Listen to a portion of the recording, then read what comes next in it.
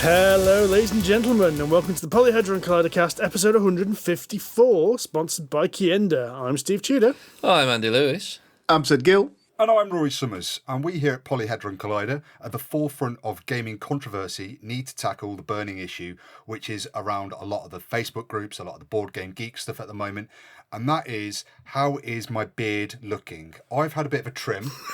Right. I've been going a bit mental recently, but I gave it a trim today. How is it looking? Would you say I'm one of the most well-groomed board game reviewers in at least the UK? You're definitely one of the best bearded people on this podcast. Okay, yeah. Yes. I find you... And bearing all four of us have a beard, that's not really saying much. I find you less attractive today, mate, than I have at any other time. Really? I like the haggard, homeless, vagrant look. Did you? Okay, yeah. Right. Because I had a trim this morning, and I'm there in the mirror, right? They're having a post-shave, haven't it? And I was like, do you know who's going to love my new beard look? Sid. Sid's going to give me some, like, ego-boosting behaviour this evening in the podcast. have I let you down? It's a bit rough. I was hoping you would join me in my vagrant, hobo-esque beard look that I'm currently sporting. No, I've gone for what I like to call the GQ beard. This is the thing. You lot all look like you're off Esquire right now, and I look like I'm on some kind of CIA list. Yep, right? Smelling vaguely of piss. Yeah. And I feel like the odd one out now because I just don't feel like I've kept my side of the deal up. You lot have all is that properly groomed. That's why you like my wild beard. Yeah, because it made me Amanda feel. Called me yesterday a vagrant ginger Santa Claus, was it? Yeah, I think it was something along those lines. Yes. Wow. Someone at work has been threatening to superimpose my face over Tom Hanks in Castaway, because my beard's been so bad. That was a shit film as well. I don't think I've ever seen that. Don't. Then again, I'm not a fan of Tom Hanks, so. Oh, well, yeah, okay. That kind of sets the tone already before you've even started, doesn't it? Yeah, if you don't like a film which mostly stars him in a basketball, then, you know.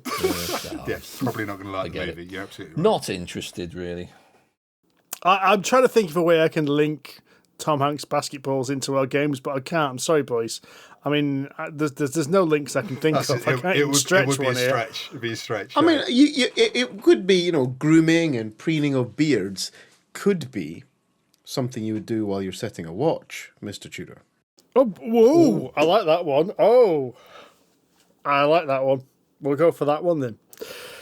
So, at UK Games Expo, we picked up a copy of Set a Watch: The Forsaken Isle. It's an expandalone, as we always like to say. So it's a standalone expansion, so you can mix it in with the base game of Set a Watch. But it can be used just as a complete standalone. Now, we have not played the original Set a Watch, so we only have this version to play with. Now, Set a Watch is based on your traditional D&D fantasy group going off an adventurer out in the wilderness, and they have to camp for the night. And if you've ever played like old school D&D style, someone has to decide what order people are doing a watch in. Someone has to set a watch, and of course, monsters will usually attack in the middle of the night if your DM is a bit of an arse.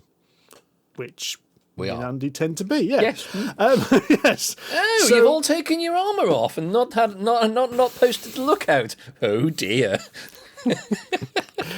So in this game, you'll all take one of 4 characters. Now, there's 6 characters in the box for Forsaken Isles, and of course you can mix it with other versions for some extra heroes, but you have to play with 4 characters, so ideally 4 players, but actually I found 3 players work quite well, because one of the things that happens is one character has to be asleep, basically, and everyone else keeping watch while this is happening. So each kind of round of the game, one character will be out of action. While they're out of action, they can do some prep work, which is generally stuff like they can scout through the decks of cards to see what monsters are coming up. They can look through the deck of locations to see where they're going to visit next. But most importantly, they can rest to get hit points and back. They can rest to get their skills back. And they can chop fire for the chop fire? No, that's Fire. not right. That's skills, that is. Chop wood for the fire. Now that's important because the fire is like this kind of counter in the middle of the game, which represents how far you can see out into the wilderness, and some player abilities key off that as well. So is it like Frostpunk, where you've got the coal furnace, you're heating the rest of the city? It's not far. It feels a bit like that, actually, because what happens is when you actually get to the main game itself, you put a row of cards face down. And where the amount of fire, level of fire is, determines how many cards you can see. So how many you turn over? Yeah. Yeah. So the brighter the fire, the more you can see. And it's a bit of a mixed blessing, which I think is really quite clever, because some enemies will do something on reveal. So when you turn them over, something nasty happens. Some of them, having knowledge that they're further in the stack is really useful. But then you'll go around, everyone's got 3 dice, and they basically activate those dice to do things. Simple one is, if you want to attack an enemy, if your dice roll is the figure that's strong enough, you can add your dice together, take a baddie. But what you'll generally be doing is you've also got a set of 3 skills, which start the game always with one of them exhausted, and you'll try and use those skills by using the dice to get rid of the monsters. So it's all about working as a team to work out which monster to get when with whose skill. And as I said, there are 6 characters, 4 get played every game, so there's 3 characters in every single fight. You do 2 lots of rests each, and then you do this one big fight at the end, and you basically got to survive. So if you don't defeat all the monsters in one round, they will do damage to the damage. I say damage, but they have an effect which makes the game harder as you go on and go forth. And of course, like most co-op games, there's like 2 or 3 things that will trigger the end of the game and force it all to end. Which, when we last played, I forgot one of them, and when it happened, I kind of went, that feels important, let me just check the rules. Oh yes, we lost. Nice. Now, I will say, within our group, this got a mixed reception. So the platform was saying it was shit. No, I think it's, my view is it's an interesting game, but it feels quite Ameritrashy in a way. And I know we were actually discussing last night, do people still use that word? But it's about fancy adventures, it's got rolling dice, and it's got monsters that come up against you and basically try and kick your ass. So there's an element of this game's trying to kill us, and you got to survive. What it does, I think it does really nicely and really well. But some people don't like that. And I think there's 2 people at this very podcast who don't like that. Well, by process of elimination, given that I haven't played it. I'd agree with you there. What it does very well. I just found that what it didn't particularly excite me. I found I was more often than not frustrated by this game, and not necessarily always in a good way. I found that sometimes if my dice were good, then I would be one of the heroes and I'd be out adventuring. But I could only ever do so much, and it felt a little bit like what I could do was fairly prescribed. If I've got a 6, a 5, and a 4, I'm just going to use those. And I felt like we were almost just playing a little bit independently to the same objective, as opposed to genuinely working together. You think? I think so. And I think you and I have discussed this separately, Steve. But I think this is this might be a better game to play it either a 2 or a 1 player. I think the characters really key into each other really well. And I think you're meant to bounce off each other and have those player synergies. But because all of your skills can change throughout the game and there's 6 characters, you've really got to know what all of the abilities are, which ones are active, which ones are in play, and which ones work well together to really get that cohesive cooperative experience. And I think in our last game, we were lacking that. It felt like Sid did his thing, you did your thing, I did my bit. Okay, brilliant. Let's move on to the next scene. It all felt very individual. Okay. Yeah. Is there kind of decision-making that... I was talking to Grogan a few years ago, actually now, about a game he didn't particularly like, in the sense that you have... I think it might have been Mansions of Madness, actually. He doesn't really like it, which is strange, but never mind. He was saying that basically the actions that you do are kind of almost prescribed in the sense that it's very obvious what you need to do. And therefore there's no choice. It's not that. I don't think it's that. See, for me, it was agency. it's kind of what I feel like. I fall between a bit of Steve and a bit of Rory here, so I'm walking the bit of both paths here, right? The ginger sandwich. I feel like I'm the Disgusting really, thought. I'm the Branston pickle, right, in the middle of gingerbread, right? And That's a new in my T-shirt mouth. design. That is. That's. the thing was, right, is on one hand, I felt like I had a very prescriptive choice of actions. I felt like the character had to do a couple of things, because if she didn't, I was basically squandering the character away. And the dice rolls kind of mattered. They made me making the odd choice in that, and that's fine. Dice are dice. But I just felt like we were getting pumped. No matter what we did, we just got pumped. And I don't mind a game which gives you a kick in and throws you to the side, but it's got to give me half a chance of hitting back. At some point, I need to have a little lifeline, Gandalf riding over the hill with the elves. I need that vision of hope that if I can stick out this onslaught for a little bit longer, something amazing is going to happen. And all Roll that better happened. dice. Well, it's not even the dice. The dice rolls weren't the problem. Basically, the game just pumped us and killed us. I don't know. I mean, This is my second frustration. it just crept with the up game. on us. We actually did. I feel we did quite well. Because you have so many knights, but as the idea is, I think you're journeying to like the boss's castle, and it takes you however many nights to get there. So you have to set a watch every night.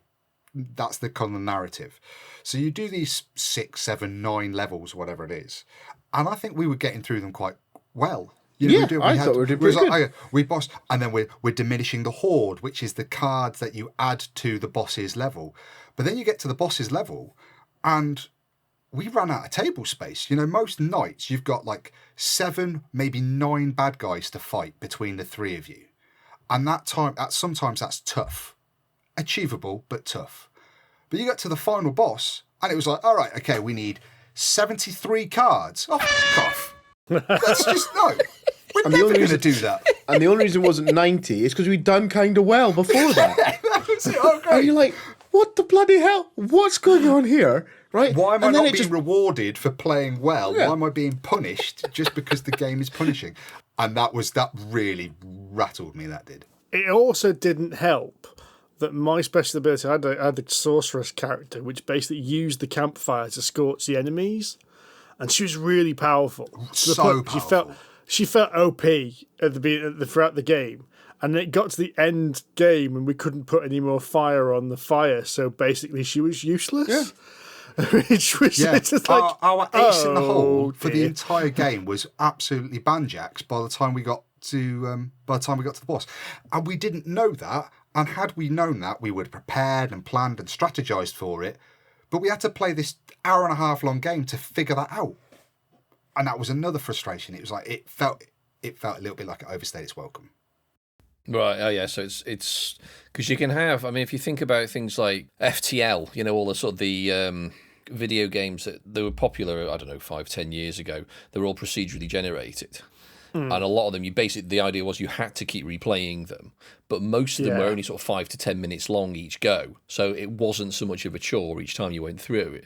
One of the big, I mean, FTL was really, really good. But one of its biggest criticisms was to go through a full game of FTL was like an hour and a half. It was quite long to get to the end of it to start again, and you're thinking, I just can't be arsed after that now.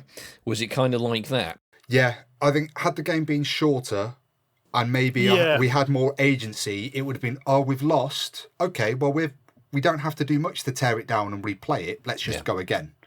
I think it was a bait and switch for me, and that's what's nagged me about this. 'Cause I was pondering this as I was thinking about coming on us recording today, and that is, it started off and it was a game that Steve described. It was what I wanted it to be. It was a fun little kind of twist on setting up a camp. I enjoyed the first round. I probably enjoyed the second round. By third and fourth, I just felt like the game had just flipped on me and kind of gone off and done its own thing, and I was a passenger along for the ride as it took me through a pumping, and I didn't enjoy that bit of it.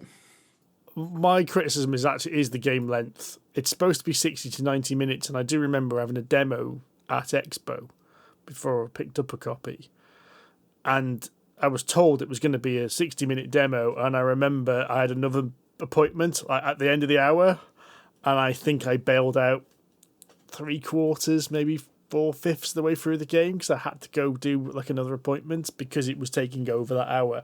Whereas it felt like if the game could be quicker somehow, I don't know how you'd do that, but if the game could be quicker, I think an hour would be just a nice sweet spot if you could play it in that time. Is it because ultimately you're just going to play, you do a night, and then the following night you do the exact same thing again with a very slight change, and then you do another one. You are just doing the same thing 5, 6, 7. I forget how many times you do it. It's 8 times. 8 times. So You do Yeah, that. that's similar to Dark Souls, the board game. Do you know what? And that is a great comparison because, like, it is that just constant grind, which I think narratively, thematically makes a lot of sense. Well, it doesn't though. Why do you have to take 2 watches? Why could you not just have 1 watch each? not a shorter Or game. half the game, maybe trim down the monsters a little bit in each hand. If you could play that game in 30 minutes, we would have played more of it and probably enjoyed more of it. Agreed. Because we would have had half an hour to get a first game in, get a kick in, and gone, do you know what? Q game, I'm having you. And you'd go again. Yeah. But you don't get that feeling after an hour and a half of being pounded. You just feel like, I've had enough now. That's I'm it. out. It's an hour and a half of grind as opposed to just half an hour of we got.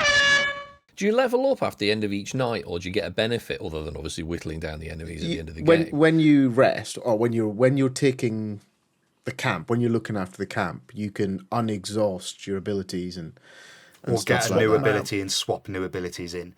So You Right, don't okay. upgrade, you kind of just swap out.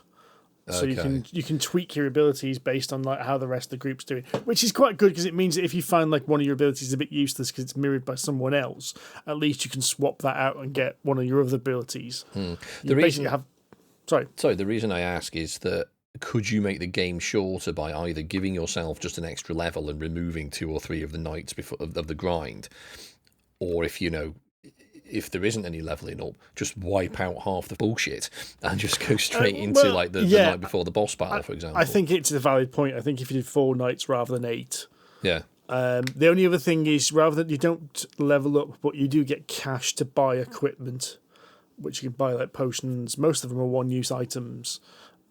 That may affect it, but you may need to adjust that if you're going to do that balancing. But yeah, I don't think just- that really made much difference to the game. I don't think it made much difference actually. We tried our best to use some of the items, but I always thought they felt so expensive and they were all 1-use. they're very prohibitive, those prices. Yeah. It wasn't like you 'Cause this- picked up a permanent ability that meant you could, you could get used to it and keep using it and using it. You were just, in the end, were we not just spending money so we didn't lose it to some monster or something? Was one of our characters would lose money or something? Was an ability? I can't remember. remember that one. Yeah, there's a special character that does something with money. I know that, but yeah. Anyway, I think that's that. I think we should extinguish this fire. So that was Set a Watch. Set a Watch: The Forsaken Isles from Rock Manor Games. We're overly enamoured by it. It's not the game I was expecting you to describe, because I was expecting you to literally have like some kind of pocket timepiece that you were trying to either build or, set correctly. And I think that would have been quite a lot more interesting. Well, no, because then that Rory get flashbacks to Triplock. I would. Come out in a cold sweat. And, I wouldn't even enter a building if that game was on the table. well, speaking of watches, no, that doesn't work, No. does it? The next game we're going to talk about is an Age Contrived. So this is a review game sent to us by the publisher. And this hit Kickstarter, I think, last year, and Kickstarter copies came out just before Expo, so that would be May. Now, how do I describe this game? So this is a game about building monuments. And these are pretty damn cool, to be fair, because what they are is little cardboard monuments that have got magnets built into them. And then what you have is these little steel frameworks that pop through the bottom of the board. So you quite literally build the monuments by sticking it on the right place, and it pings into place with the magnets. Oh, that's quite So fun. Yeah, and you were building these 3-dimensional towers and with like roofs and sides and everything. It's very, very cool. That's quite satisfying. it is very satisfying, actually. The way in which this game works, though, is you've got a model on the board which can affect some actions you can take. and that's in that some action is going to be taken in certain places. But the main crux of the board is this mechanism in front of you. Now, if you've got the Kickstarter version, it is actually a mechanism. It's a steel frame with springs and all sorts. But we've got the plebs version, which is just you slide cards across, and this has 5 slots in it. And within these slots are little holes for tiles. And these tiles, think Azul tiles. In fact, they look like they've come out of the same factory. So little hard ceramic tiles with different patterns. Yeah.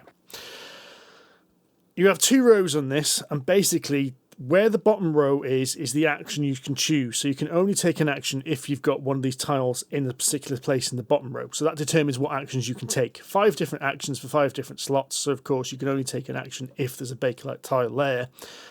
And the main actions you're taking is taking tiles out of the top and putting them on the board. Now, what I find really cool is, I can't remember the name of the YouTube channel which did the rules video, but he said if you've got the fancy Kickstarter version, you pull the spring and it pops out the bottom. But if you're a pleb, you then have to pick up the piece and put it on the board yourself. Oh, who's got time for that? But if you got the Kickstarter version, you still have to pick it up and put it on the board. So all it does is it just moves it, doesn't it? I don't think. Are you suggesting it might be contrived? It's very. So what you're actually doing is putting these tiles on the board.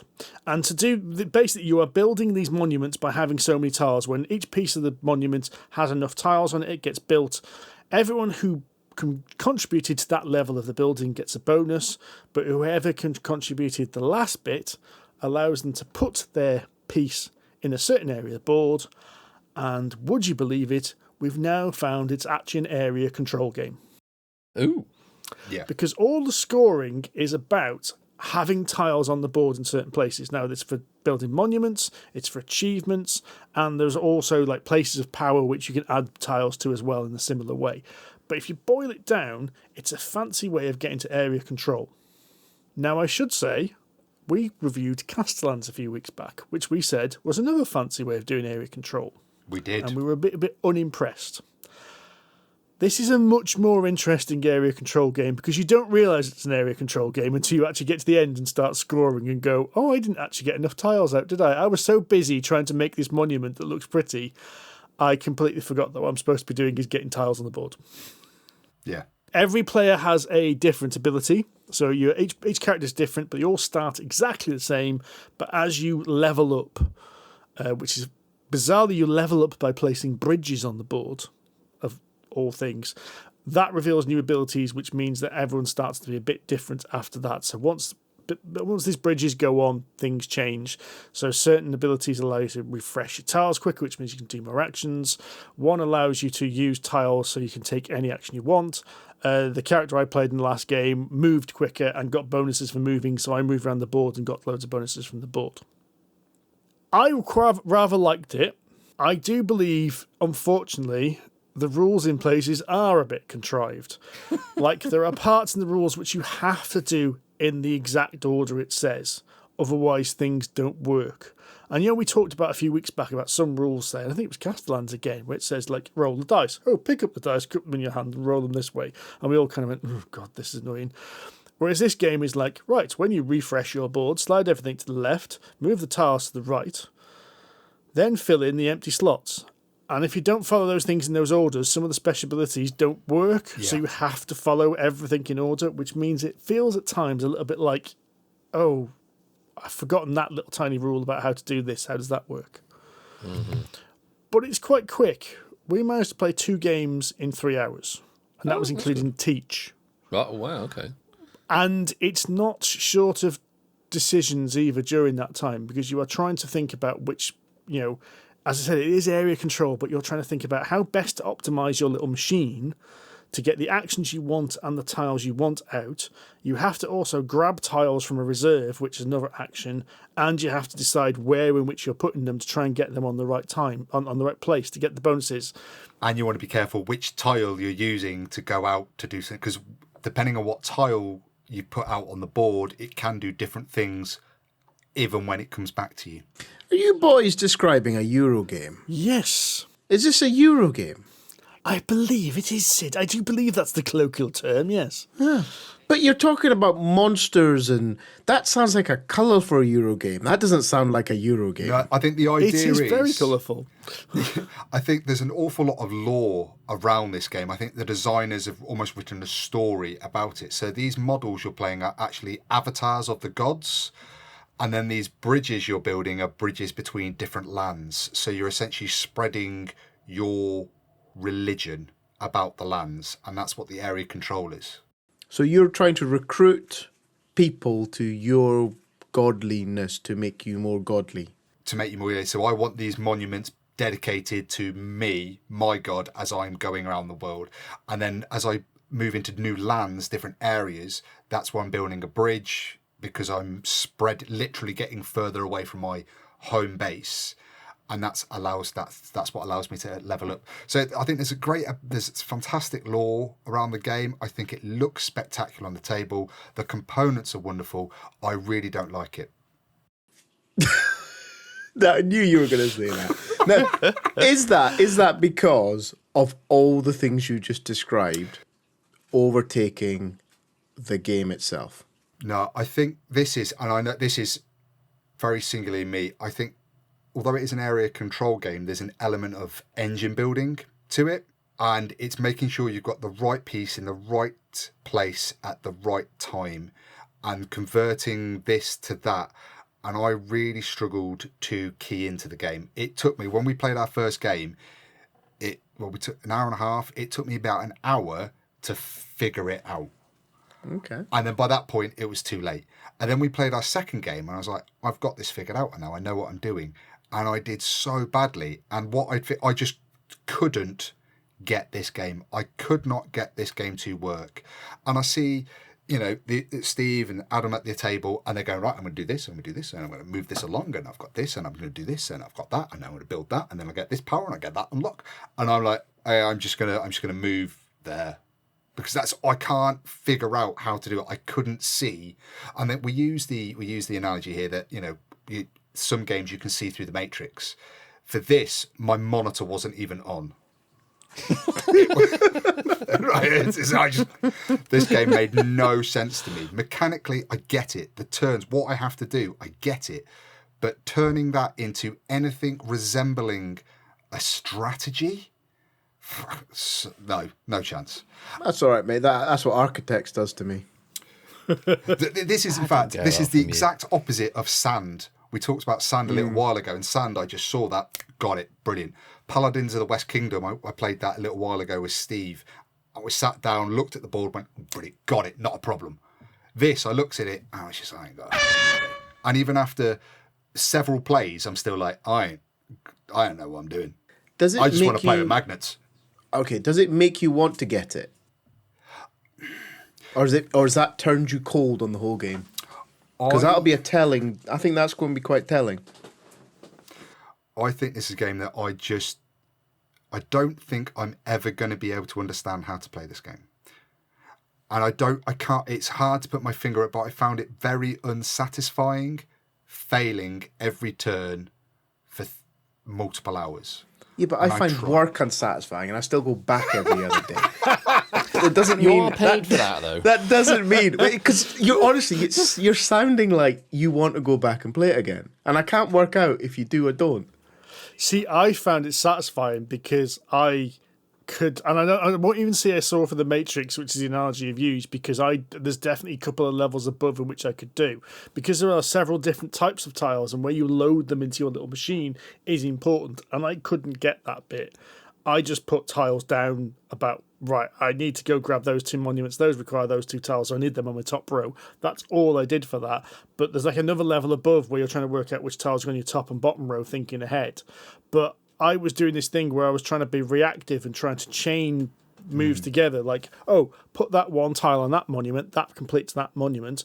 All the powers I got from completing that monument, do this, which means I get another action, which means I got one tile. Oh, look, because I've moved those tiles because of this action, I can now complete that monument. And that was the problem. I can see Rory getting frustrated because I'd seen A to B to C to D to E, and Rory was still trying to work out how to push A and jumpstart it. Yeah, but to see you guys do it, it looked really cool, and it looked like a lot of fun. And I think to answer your question, Sid, yes, I do want to play it again, and I want that aha moment. But I think I've only got one more game of disappointment in me. Waiting. Aha less. If I play it again and don't get it, and maybe probably help. No Alan Partridge for you. I think I might need to play this with people and teach it. I think maybe teaching the game to other people might help me bed it in. This is the opposite of sand. This is how I Absolutely felt playing the opposite of sand with you. Right? You got it. You were enjoying it. I was miserable. It's not. So I think you need to find people that are not as good as Stephen and Adam to play with. Play with me. You'll feel better then. Yeah. I think if I can get one more game of this and come close to my aha, I think it's a really clever game. I think it's beautiful. I think it's really clever. I think the design, but I can't key into it.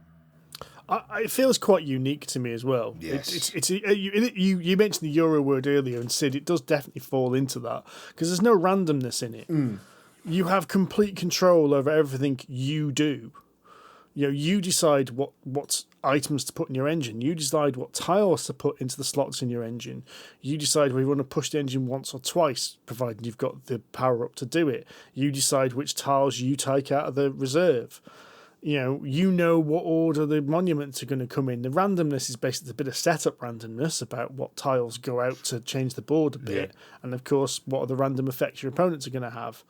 But yeah, there's no dice in there. There's no random. There's not even random card draws between rounds. Once that game kicks off, it's entirely in your destiny. Yeah. There's nothing random going on at all. You are the architect of your own demise. Yeah. Yes, Quite exactly. literally. Yeah. Exactly that. Yeah, I mean, if you're clever enough, you can plan 5-6 moves ahead. It's all there, and it's all there in the scope. We couldn't do that. No, we couldn't. We're only about one. I was only planning one turn ahead on that. I mean, I think that in itself is quite interesting because when you started describing this game, I wouldn't have said Euro. It was only halfway through your description. I'm going, hang on a minute. They've basically described something that's usually beige. Right, and I was quite surprised, and I think that's really The shit I usually go for. well. I wasn't going to be mean, but yes, exactly that. It's not mean when it's a fact. So I was. It was quite surprising when you said yes, it is. So I think that in itself is quite, as you said, quite unique and quite different about it.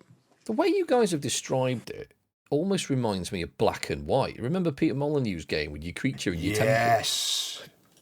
Yeah, I know exactly which game. Do you know what game it actually reminded me of a bit, but it's a different style of the same theme? Is Lords of Hellas. Ah, okay. Because you're moving around the board building monuments. Yeah. But the way in which you do that is completely different. It's like as if it's the same theme, but built on a completely different engine. Interesting. Lords of Hellas works. Well, it sounds like this works for 2 out of 3 cats. I think this works personally. As I said, I got satisfaction out of it. It absolutely works, but not for me. You played Lords of Hellas, Rory? No, I don't think I have. No, I If have you'd no like it or recollection. not, I don't know. There's one. We'll try that. We'll fit that in, some point. Yeah, at some point. That's at the bottom of the list. Shall we talk about a game that I have played and have enjoyed with you recently, Steve? Yes. Let's talk about Nucleum. So we, via our sponsor, Kienda, we got sent a copy of Nucleum from Board and Dice. Now, I know this was hot shit a while back, last year sometime, but for reasons we might go into later, it's worth bringing up today. Now, Nucleum is a Euro game without a shadow of a doubt, but it is bright and colourful. It's not beige. There's lots of green and red and gold in there. It's Christmas. Now, yes.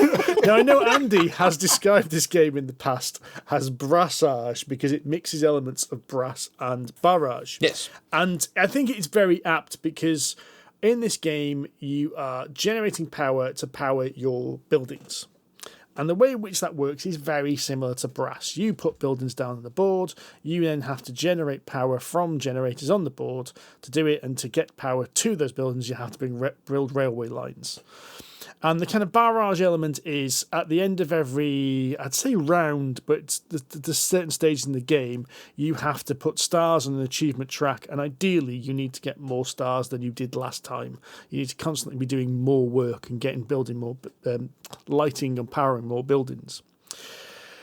Now, that's the very fundamentals of this game, and I don't want to go too much into rules in this game because it's a David Turtsey Euro game, so it's a thick rule book, Enough said.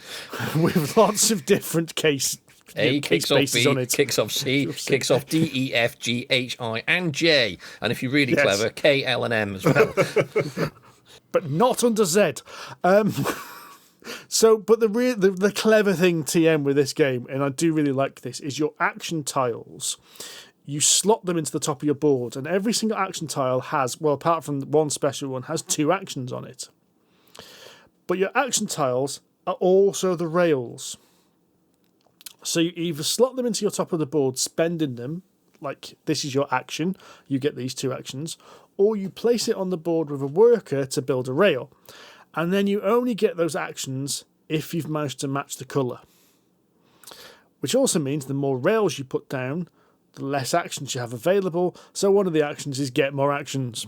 And you have to kind of keep balancing this.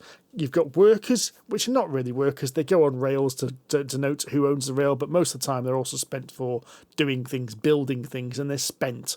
They don't come back into your hand. You've also got cash, of course, but most importantly, you've got uranium and nucleum, which you have to trace paths around the board to power up, which I think is, although it seems quite straightforward when we played last night, when we played in the past, it's been a bit of a bear trying to work out. Our first game, it was very, what do we do? How do we do this? But yeah, once we've got, our first game was very much a learning experience, and we got it down pat, I feel like, when we played it last night. But it's a game about networking, it's a game about resource management, it's a game about making sure you've got the right actions in your hand, like Salt and Sea, which we mentioned a few episodes back.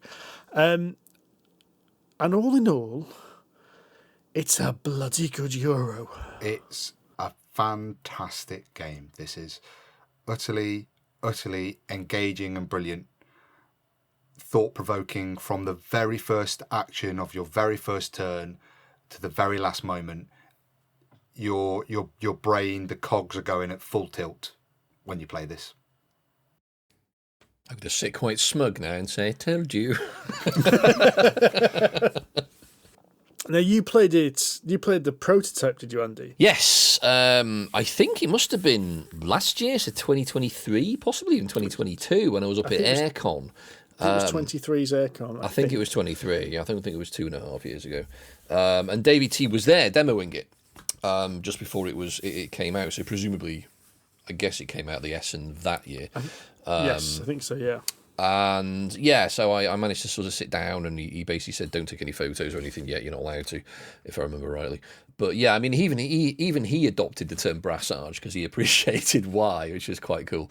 But yeah, so he took myself and a few other randoms through it, and obviously he basically played the game, four-handed, and basically did all of our stuff for us because he was doing the demo. I don't think we played a full game, but we played about half of it. So we didn't get to the end score or anything like that, but we did we saw all the meaty chunks. You put your action here to do this, and then if you do that, you can get your Nucleum, which means you can do this, and the usual David Turksy stuff. And then of course you get the extra bonuses that unlock extra things, and you can keep doing those additional things over and over again. And I walked away from that thinking, yeah, it's pretty good. And I definitely did want to play it again. So yeah, it's nice to see that you two have played it and come to the same conclusion, because it is really clever. And I did, one of the things David was talking to me about was the actual design of the board. I don't know if you noticed it, but it's, you can't fail to notice that board. It's bloody huge. It's not just that. It's the way that the links between the various Nucleum sites are created. and there are more links to the easier sites and fewer links to the harder sites, and vice versa, or the other way around, whichever way it is. So if you want to go for something that's very, very powerful, it takes you a lot more resource to get there, and vice versa. So you've kind of got to build towards it. You could basically sacrifice all of your resources near the start of the game and get something really powerful, but then you're going to be basically sat there with your thumb up your arse, essentially recharge. Yeah, there you go. He puts his hand up there. And that is the really clever thing about this game. Exactly. Is that these action tiles are your actions, but they are also your network. In the same way as Steve referenced Salton Sea there, where your cards are your currency and your actions here, they're dual purpose. And it's that trade-off. Now, obviously, when you play a tile to the board as a piece of track, you can get one or both actions, but then it's gone. And it's very easy. I think we both did it yesterday, Steve. You've ended up spending tiles that you go, I actually need that one. I've put down the wrong tile because I now need that.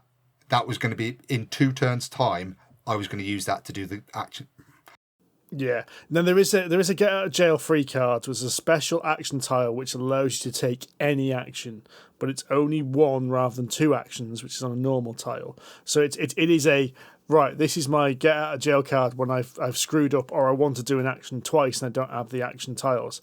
And I got near the end of the game and I went, oh, I could get that contract. That's worth lots of victory points. I don't have a single tile that allows me to get contracts. There were so many times where I went, I'm going to do this. Because I placed it on the board of the rail. Oh, you idiot. Yeah.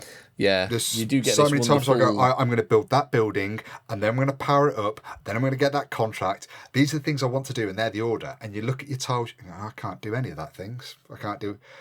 No, that's rubbish. It's brilliant. My catchphrase for this game is, oh, you idiot, because the amount of mistakes I made. Like, I built a network well away from everyone else because I thought, yes, I'm going to have a monopoly, and then realised a third of the way through the game, yes, I had lots of railways.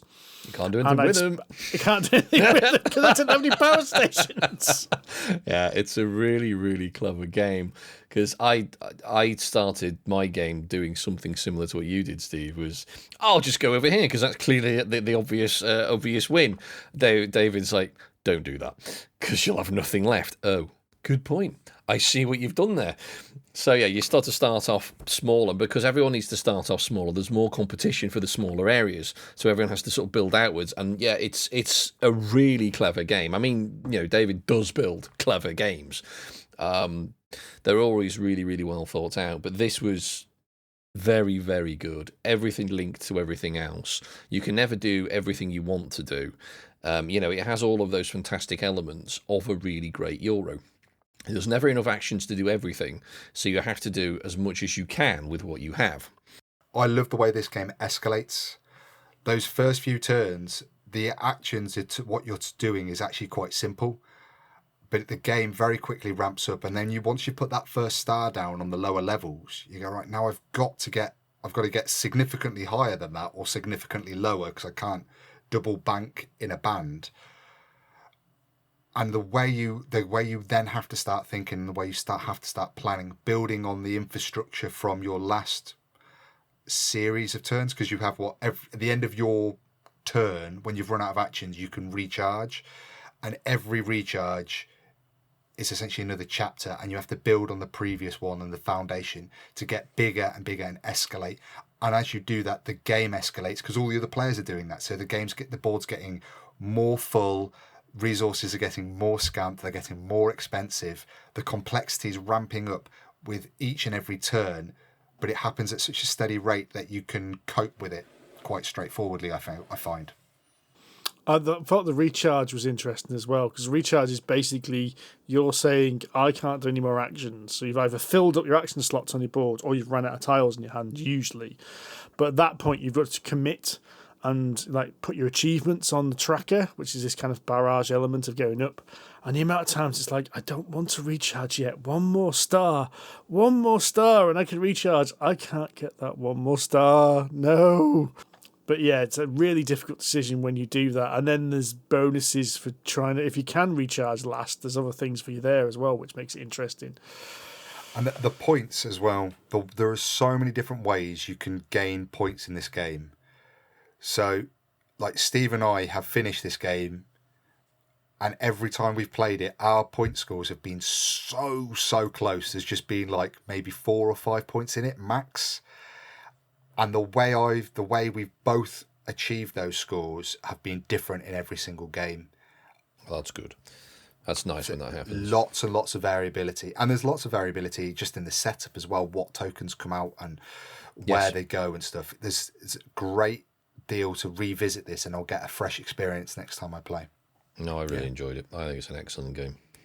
So that was Nucleum from Board and Dice.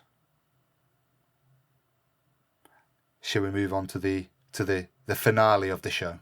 Now, normally, at this point in the show, we'd normally answer questions from the mailbag, but I do believe, if I'm not mistaken, that Essen Spiel is happening very soon. And of course, Essen Spiel means lots of new board games. So I think we should spend a little time looking at some new board games because, we don't have enough board games as it is. We know we need lots of new ones, don't we? We do. Damn right. We do. I'm really excited because we've got our show notes here, and only Andy and I have filled out the show notes. So I have no idea what Sid and Steve are going to talk about. But also, we've been very lucky that at this year's UK Games Expo, a lot of games were previewed that are only now just going to be released. So a lot of the big games that are coming out at this year's Essen, we've talked about briefly before, and we're already excited about some of them. So I'm really keen to find out, especially what you guys, Sid and Steve, have got on your list. Should you want me to start then? Go on then. So I'm going to talk about something that's hot. And I mean proper hot because quite literally got announced about half an hour before we sat down to record this evening. Ooh. Oh, right. Get you. Go on then. Yeah. So this is, which means I know I don't have to worry about it being on your list because I don't think you guys know about it. This is from Mind Clash Games, and it is Revenant, which is another board game in the Voidfall universe. It's coming to Kickstarter in November and is going to be available to demo at Essen Spiel. Ooh. And of course, I mean, it wouldn't be a decent game without illustrations by Ian O'Toole. Of course. There's very little information at the moment. All we know is Ian O'Toole, designed by Alan Kirkeby, I'm sorry if I pronounced that wrong. And it says, take command of a besieged Starfleet and navigate political intrigue as you fight for survival in this competitive strategy game. 1 to 4 players, 90 to 120 minutes playtime, Mind Clash game, so it's going to be pimped up to the max and it's going to look beautiful. And yeah, watch this space is all I can say. Sounds good. That sounds very good. Weirdly, that sounds oddly familiar to my weird brain, and I don't know why. Maybe I was talking to Turksy at Aircon again.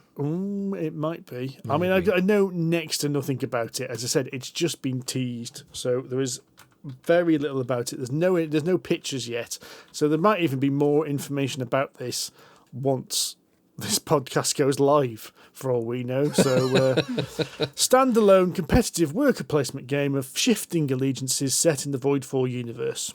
You take the role of rival admirals, coordinating the defence of a fleeing Starfleet and competing to earn influence with the factions that stand to survive the journey.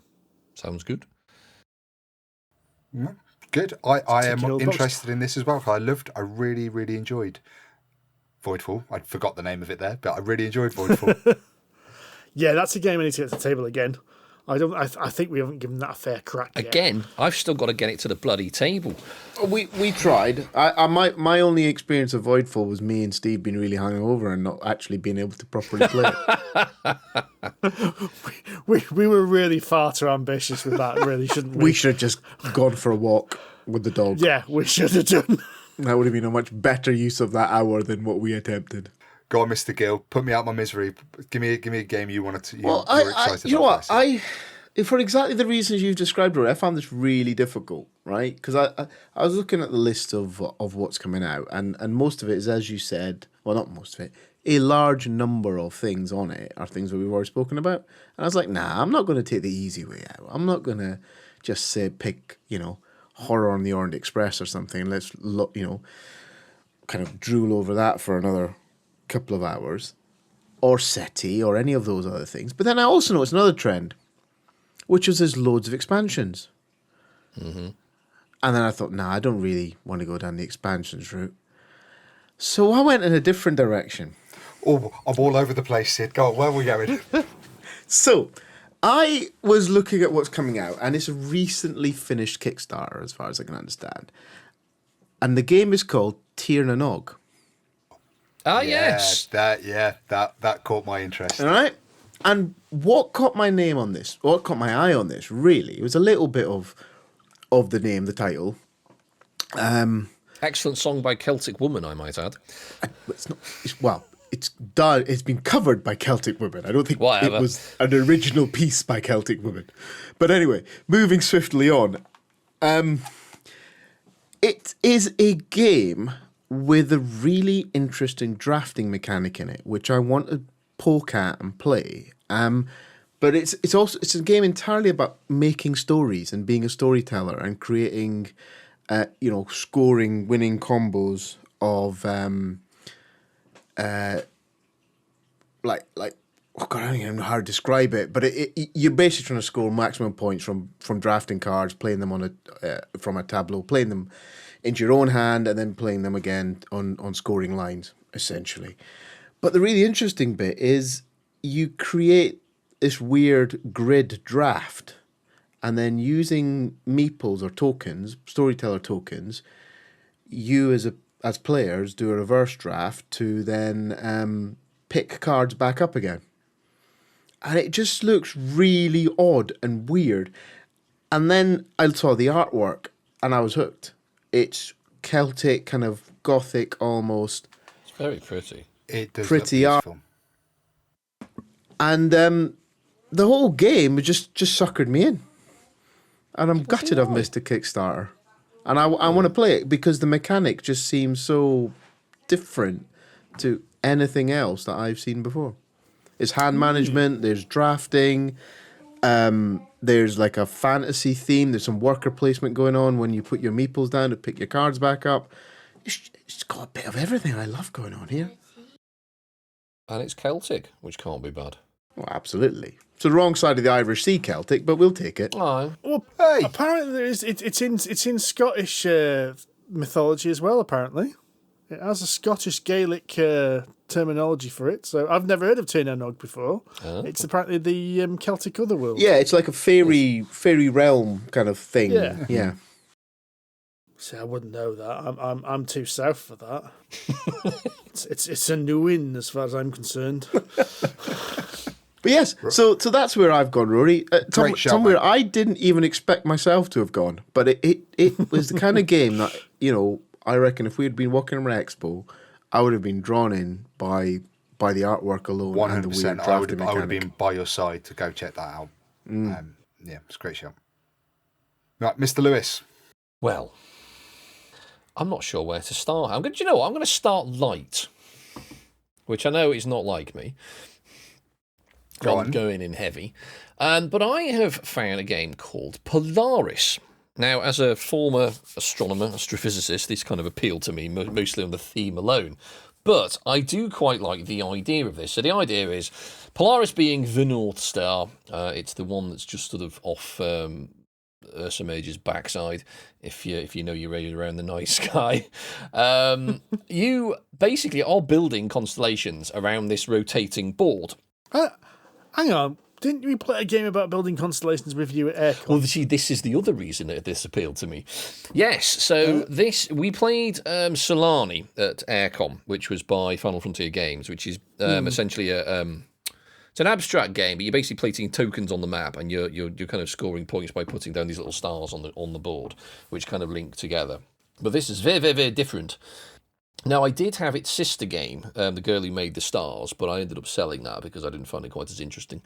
And that was literally building sort of star paths along the board, but I found it a bit linear. But anyway, Polaris looks a lot simpler. It's a lot lighter. It's kind of I'd probably say about the same weight as something like Project L or something like that kind of heft and appearance. Actually, it would seem. Really, this is Simone Luciani game. That's yes. You see, there's another reason it caught my eye. Simone Luciani. It's got a lot going for it. I'm not going to lie. So basically, it's a very simple game. You basically build this little sort of circle of board, and it rotates within and outside kind of boundary that and within all of this there are little holes in the board, and you can put a little star in. So every player has their own little stars, little discs, and the idea is you build little constellations.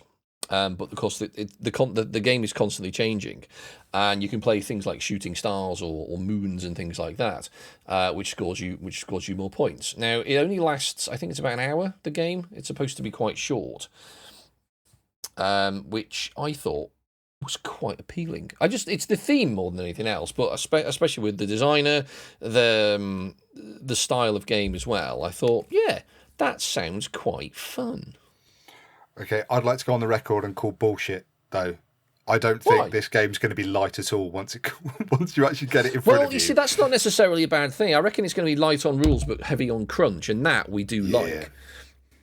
Quick to learn, hard to master, and that is always a win. If I can teach this game in 5 minutes, but it takes, 45 minutes of screaming and torture, you're on to a winner. That's exactly what we want, and I think that's what we can expect from this game. I think you're right, Rory, and that's, again, I Can I also have that on the record? Andy just said he thinks I'm right. It's recorded, it's fine. It's in the podcast. It's on we'll record. timestamp it if you want. I know. Actually, yeah, timestamp. You need to put the bookmark in the so people can go straight to it. The bit where Andy says... I remember to do that when I did the show notes. I've got to put there. Andy said Rory was right. Of course, it also means that if it's not very good, Rory's wrong.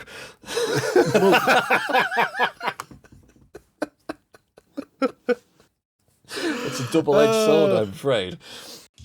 Go on, Rory, give us another one right, then. I'm going to be one of the games. I've been looking forward to this game all year since I first found out about it when I started doing my most anticipated games of the year. So this is Flatiron, coming from Ludonova. And I'm getting faced by blank faces here. But this is from Isra and Shai, otherwise known as Llama Dice. And they're the people that behind the White Castle and the Red Cathedral. And I fell in love with the White Castle last year. So I was like, who designed it? I want to play all of their games. And when I found out about this is a 2-player game about building the Flatiron, which is the skyscraper, the triangular skyscraper in New York that you'll remember from various movies and stuff. In this game, you're actually going to be building this 3-dimensional skyscraper in between you, and you're doing this by moving your architect around the streets connecting to the Flatiron. But every time you go to a street, you can then buy cards to add into essentially like an action programming, and then you fire off that street, all the actions that you've got in that street.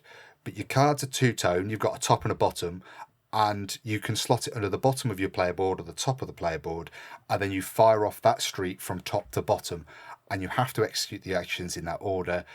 So I think it's going to have this great action programming. It's going to have this great this 3-dimensional element, building the towers, managing your resources. It's got a great in-game economy.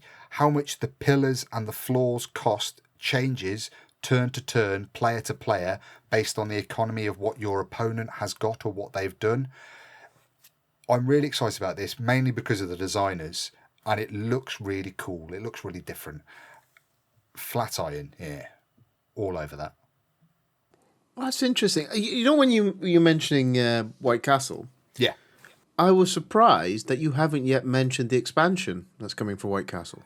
Well, that's a no-brainer. So I'm definitely, there's so many games coming out of Essen, but there's new zoo packs for Ark Nova. There's that. Oh, really? Yeah.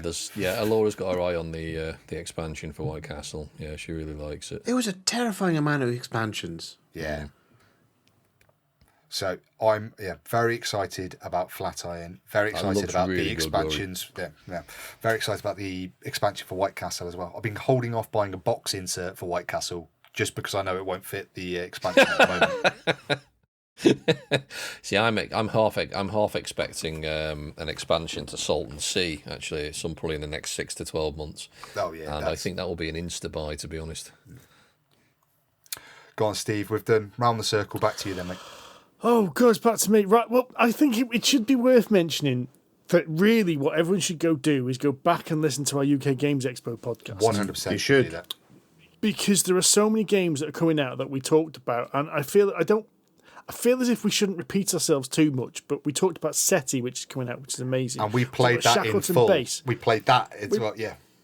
Yeah, we played Shackleton Base, which we all thought was amazing. That's coming out. We mentioned Ada's Dream, I believe. Ada's Dream.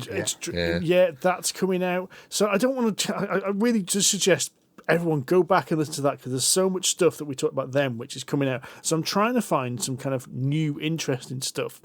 But I will call back to what we talked about earlier. One of the big things that's coming out is an expansion for Nucleum, which is why I said we'll come back to it later. So, of course, as we've already said, it's a big, heavy Euro with lots of complicated things. So this adds an even more complication to it by adding political parties. Oh! So you're going to be sending your workers to like rallies and political events to get you bonuses and victory points and achievement stars for doing things. There's also, because of course the game needs mixing up a bit more, there's a whole bunch of new power-up options, which are upgrades, which go to the left of your board, so that mixes it up and makes the game more interesting, and a whole host of new tiles for actions because this introduces a new action, which is to do with the political party system. So, you know, there was lots of rules overhead and complication in Nucleum, but it was amazing. So I'm really excited to see what extra rules we'll do to it. Mr. Gill, have you got anything to add to this conversation? You're looking rather dazed and confused at this moment. So It's just his face. again, you see, true. now, because Tudor, as you said, we've talked a lot about these things. I don't want to go back old ground. So, again, as I was browsing the virtual shelves or the virtual aisles of Essen, I was drawn in by Thundergriff Games. Yeah. It's very easy to get drawn in by them. Yeah. They make beautiful games. Yeah, I've got Darwin's quite a few Journey, of their Can Garden, you know, all the big. That ain't what drew me in, though. Yeah. No, God, no. What drew me in was a game that comes in a bag of crisp. What? What? They Yeah, have got exactly some that. really Yeah, you see, I interesting got you now. stuff, I yeah. got you now. Get Salty, right? It's an entire game based on snacks. I know nothing else about it. It arrives in a packet, which is like a bag of crisp, Oh my God. and I want them to take my money right now. See, I think, was it last year before, they did a load of can games? So the now- games yeah, that came that- in cans. Indeed, they did. Now it's bags of crisp. Because what brilliant. else? When you're having your can of juice or your tin of juice or beer or whatever your beverage of choice is, what do you need to go with it? Salty snacks. So release a set of games. Unless you chewed, in which case you have a fucking great chocolate cake. Yeah, but he's weird. He is. So, it goes with everything. I'd love to tell you more about it, boys, but I don't know anything about it. This is a kind of thing that I love about going to the expo and stuff. When you're just wandering around and you just see some random thing, and I would have loved to have gone and poked it harder. I am truly fascinated by. There's no this. even any photographs of it. No. It's just the photograph of the crisp packet, which is the package. and it's got like savoury, fishy, crackery things on the packet, pretzels. Little mini pretzels. You got a picture of Gary Wow. Lineker as well. Oh, mate, honestly, it just, I don't know what. It just looks so bizarre and random. I want to know more about it. That's a good shout, Sid. I like that shout. That is so left field. That's great. Do you know what? Can I throw a left field one in as well? Because I was going to maybe wait until my turn, but it feels like it should come next, right? So I've been browsing these games, and I've mentioned to Rory in the past, I want a really good band management game, and I don't think one exists.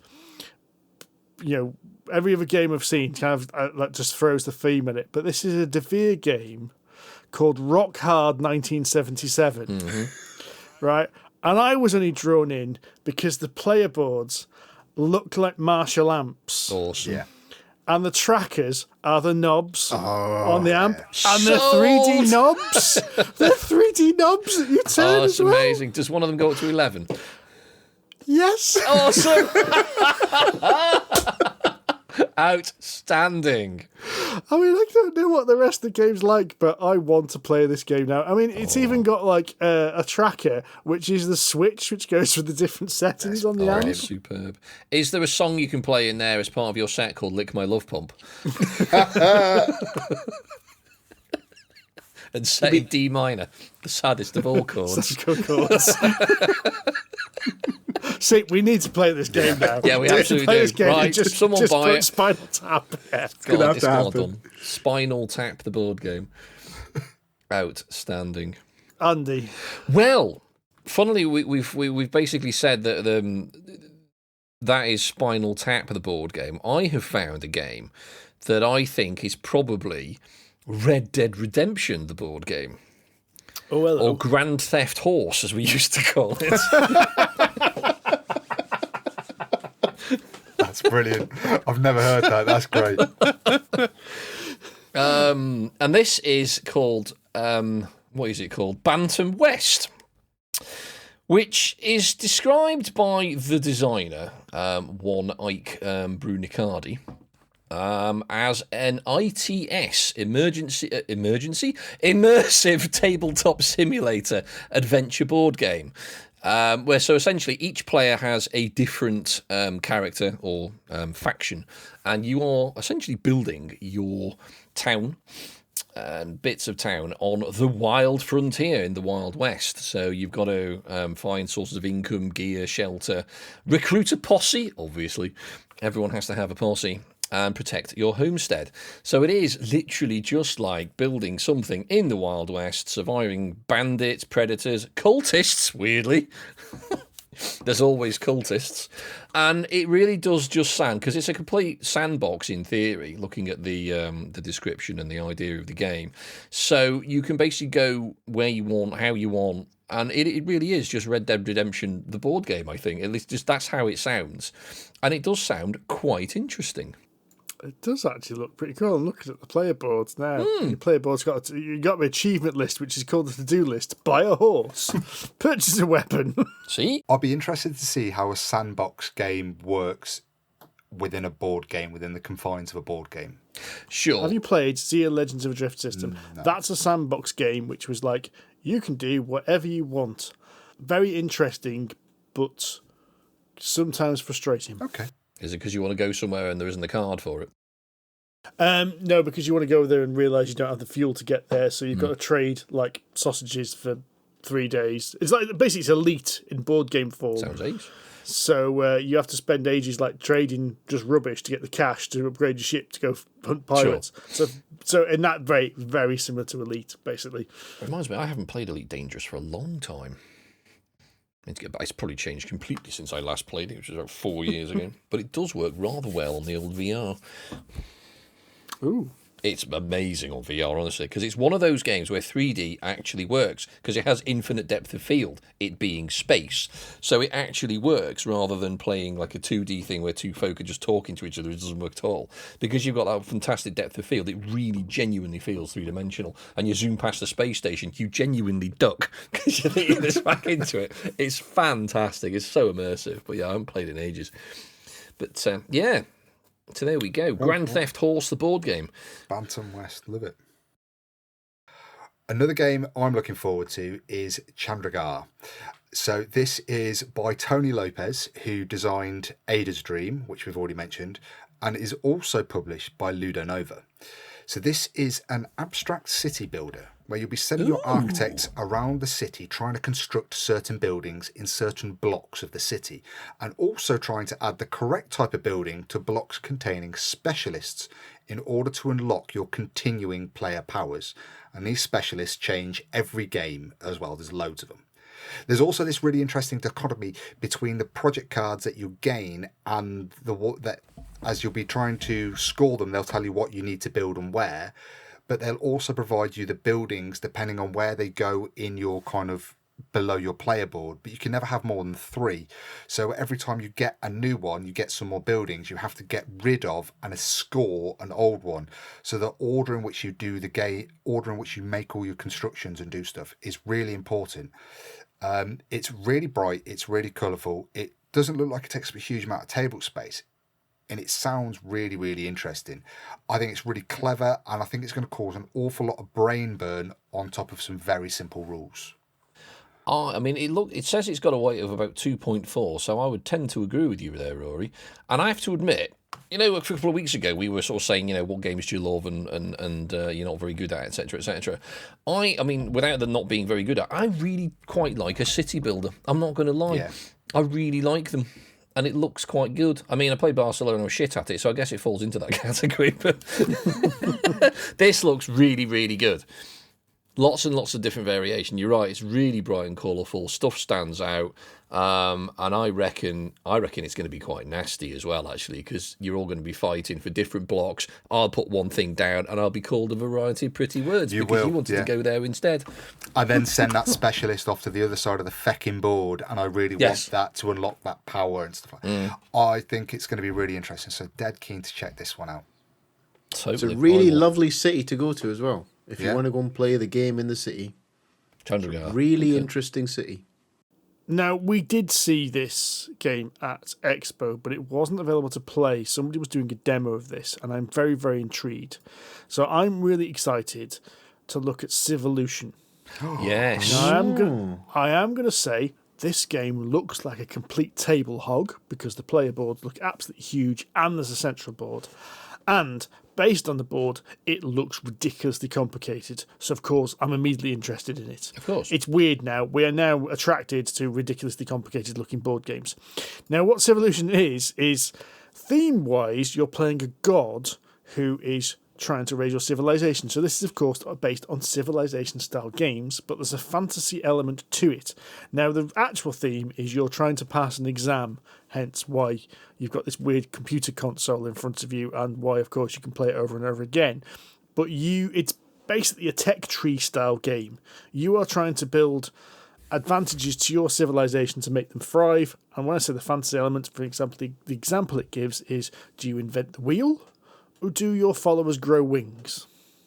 Sounds like tapestry. Yeah, because it's not just about the civilization that's increasing, it's about the evolution of your race that you're generating. Yes. Described as medium to heavy. Designed by Stefan Feld, so I know within this group that's going to raise a couple of eyebrows. Hero mode. Anticipation and maybe not. Yes. Well, it might be. I don't know, because, Burgundy and Carpe Diem were both very good, so you never know. Let's not get into the bonfire fight. From what I've heard about this game so far, it's very good. Well, I spoke to a couple of people who played it at the couple of demos that were happening in the play area. They seem rather enamoured by it, and it seems to click a lot of boxes for us, definitely. So I am definitely interested in this game. So that's Civolution from Pegasus Spiel. That's one. I think that's an insta buy for me. Yeah, it does look good. Sid. Hello. Right. So by this point in my Essen journey, I'm kind of a bit tapped out. I'll probably be now looking for a coffee to pick myself back up again. So I'm more now in the wandering, and I'm just looking at things that now come back and have a wee gander at that kind of mode. And there's a couple that have caught my eye. Weirdly, there's an Escape from New York game. I want to know nothing more about it other than it's got Snake Plissken in it, and I want to know more about what the f*** is going on with this game. Right? So I'm taking a mental note of that one and moving on. Don't know what it's about. Don't know. Well, they've even got the artwork with Kurt Russell in it. Awesome. Right? Nice. So I'm all over that just because of the franchise. But then the one that might make me pause and actually learn a bit more about is Andromeda's Edge. Oh. Right, which is published by Cardboard Alchemy, and I think it's just finished Kickstarter or has recently finished one of them. Anyway, I think it's shipping out to Kickstarter. yeah, backers. I think it's going out to ship, and I think you can buy it or pre-order it or something at Essen. But it's a big mini heavy kind of game, but it feels like a space exploration, tiling, grow your map, explore the universe kind of game. And it's got spaceships in it. You know me, and I love a wee spaceship. It's got some tracks in it. It's got some got Euro-style tracks, tracks got as Euro well. tracks. See, it's the way forward. See? Score all the way around. Falling to my side of the hood here. So I'm going to be starting to poke at these random things as I carry on my wander around. And then I will be drawn back into Undaunted 2200. Of course it will be. Here you go. Again, listen to our Expo preview for Sid to talk about that one. Unfortunately, you didn't get a chance to play it there at Expo, did you? No, I'm still chasing her. And I will one day sit down and play it.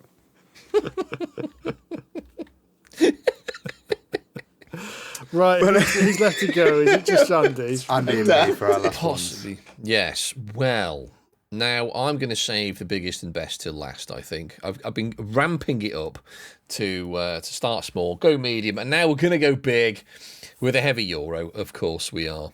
Now, this is called Pampero, or Pampero. And it is a heavy Euro concerned about building wind farms in Uruguay, of all places. And it looks bloody lovely. So this is designed by Julien Pombo, artist Ian O'Toole, published by APE Games and a bunch of others. So, Wow, this looks like your kind of game, doesn't it? oh This is yes, an it Andy does. game, Big this player is boards, lots and lots of components, lots and lots of rules. It doesn't look dry, boring, and beige. It's quite colourful, Well, but that's Mr. O'Toole at work, isn't it? well, exactly. He's upped his beige game, made the game look quite good. So yeah, ideally, you are basically the government of Uruguay is concerned with the country's dependence on imported fossil fuel, so they're going to do something about it. Now, as somebody who works in this particular industry, not the fossil fuel one, the wind industry, this did kind of strike a chord with me. So I thought, you know what, that's quite good. And I don't actually think our company has sold one of our products to Uruguay yet. So I should be having a word with the sales team in the morning and seeing what happens. But this really does look quite interesting. It is absolutely my kind of game, as you say, Steve. It's big, it's heavy. There's a lot of components, a lot of moving parts, a board in the middle. Everyone's got a huge player board with 1 million bits on it. And ultimately, yeah, put down electric pylons, transformers, wind farms, windmills, and generate lots and lots of points by doing all of the above. So I am very, very, very, very keen on seeing this. A hand management, card-driven action selection game, so it's got a bit of everything for everybody there. So I'm kind of feeling a little bit of something like Dune Imperium, where you've got card selection to do an action. I expect it's something like that, maybe not. But you have the option to play a card to the leftmost empty space of either row to retrieve all your cards of your tableau. So obviously there's a bit of card management, hand management in there as well. So it does sound quite interesting. Now, the one thing that struck me of this Board Game Geek page is the fact that it was the winner of the 2024 UK Games Expo Best Board Game, and I've never bloody heard of it. I don't even think it was there. If it was hiding. I don't remember seeing it. I don't remember seeing this game at all, but I think the Expo Awards are a bit weird sometimes. Yeah. I think some of the entries to the awards aren't actually there. I kind of think who would have, which stand, looking at the publishers, I don't even know which stand it would have been on. No, I have no idea, but it does look good, and I would be very, very keen on seeing this, playing it, buying it, etc., etc., etc. So that is one I am very keen on. This is Pampero. Mr. Summers, I believe you've got one more to pick. Then, I've got one more to pick, and I've picked accidentally a geographical theme with my 3 Essen picks, because my final game is Baghdad, the City of Peace. Nice. So I only learnt about this the other day from Instagram, but bear with me, right? Designed by Fabio Lopiano and Nesta Mongon. Art from Roland McDonald. Published Ronald by McDonald. Alley Cat Games. Right? And if you are not yet excited, check your pulse, because you might be dead. That is, right? I am so excited for this. So Fabio and Nesta have brought us, they did Autobahn when they worked together. Obviously, Ragusa and Merv, Darwin's Journey, Timeless Journeys, which we're going to talk about next episode.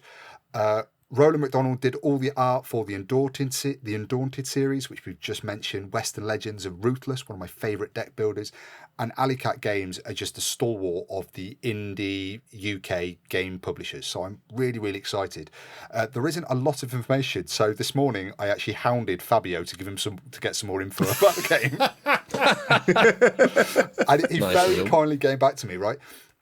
So we've got hand management, we've got a rondelle. Nice bloke.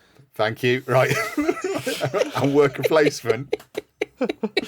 All going on here. And so you're going to be moving you've got your architect, which is moving around the city, activated stuff, and then you're going to play cards. Every time you activate a third card, it comes away and does something different. You're going to have to get these really clever, really intricate synergies going on between the cards and what they score and what they give you to where your player market is. Apparently this is a medium heavy game, not as heavy as Autobahn or Shackleton Base. He said the rules are very straightforward, but playing efficiency requires an awful lot of planning. Ooh. All over this. So this is going to be for demo. It's going to be released at next Essen. So spoiler alert, I'm going to be talking about this again next year. But this game, I'm absolutely all over this. Can't wait for it.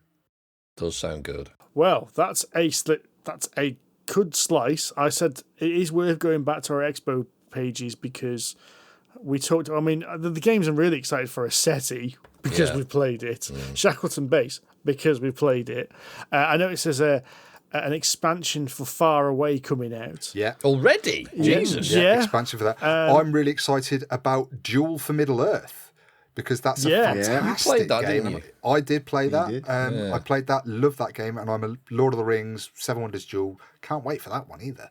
And there's a whole bunch of us that I used to say there's so many games coming out. It's hard to narrow it down sometimes. World Order. I mean, that's going to be World Order. Yeah, that's going to be there. The Kickstarter's out. It won't be out. It'll be out for demo. But the Kickstarter isn't starting until later this year, so it won't be available next year. I would have thought. But yeah, you're right. World Order is definitely. World Order's going to be there to demo, so keep an eye on that. Go and have a look at that. Yeah. It was brilliant when we played it. I really enjoyed it. You know, Horror on the Orient Express. We mentioned that got our inaugural Definitely Not Shit award. Because mentioned it. I'm surprised. It's basically still covered in our drool. We loved it that much. I mean, I'm surprised you didn't mention Speakeasy, Andy. To be honest, that's going to be there. Well, yeah, it might be out for demo, but the Kickstarter will be starting soon, and I'm obviously going to be all over that. I do follow Vital on his Instagram, so I know it's coming. It does look fantastic. It's a little departure from his usual stuff, though. There's a bit more area control in it rather than action selection and stuff, so I'm very, very keen to see it, although I still haven't actually played Inventions yet, so I'm lagging behind the curve. That's just it. There are so many games to see at Essen this year. We know so many of them are good because we got to see them early doors at the UK Games Expo. Go back, listen to those episodes, as Steve has said, to get a more grounded, like, first impression plays of those. And with that, I think it's time to round up this rather long episode, much longer than usual, I must add. So thank you very much for listening, everyone. We have been sponsored by Kienda. The show notes below will tell you where to go, but if you're not sure, go to Polyhedron Collider go to Kienda/Polyhedron Collider, and there you will get a discount when buying board games. And as we all know, if you're listening to this, you want to buy more board games, rampant consumerism and all that. If you enjoy this podcast, please give us a review on iTunes or your podcast platform of choice.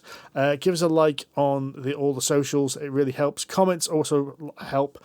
We are getting a bit short of the old mailbag, so if you do fancy giving us some questions, we're always open for more of them. Just drop them onto any one of the socials and we'll add it to the list. Speaking of socials, you can find us on Facebook, Instagram, Threads, Polyhedron Collider, Board Game Geek Guild 2726. And until next time, happy gaming. Ta-ra. Cheerio. Bye-bye.